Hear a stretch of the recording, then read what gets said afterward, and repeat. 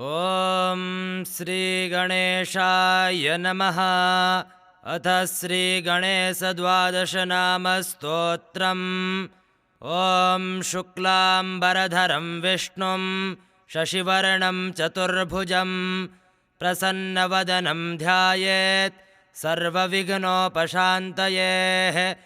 अभेप्सिद्धार्थसिद्ध्यर्थं पूजितो यः सुरासुरैः सर्वविघ्नहरस्तस्मै गणाधिपतये नमः। गणानामधिपश्चण्डो गजवक्त्रस्त्रिलोचनः प्रसन्नो भव मे नित्यं वरदातर्विनायक। सुमुखश्चैकदन्तश्च कपिलो गजकर्णकः लम्बोदरश्च विकटो विघ्ननाशो विनायकः। धूम्रकेतुर्गणाध्यक्षो फालचन्द्रो गजाननः।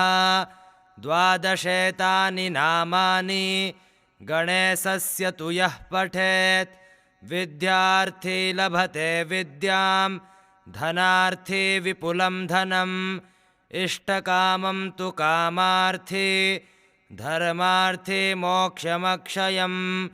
विद्यारम्भे विवाहे च प्रवेशे निर्गमे तथा सङ्ग्रामे सङ्कटैश्चैव विघ्नस्तस्य न जायते।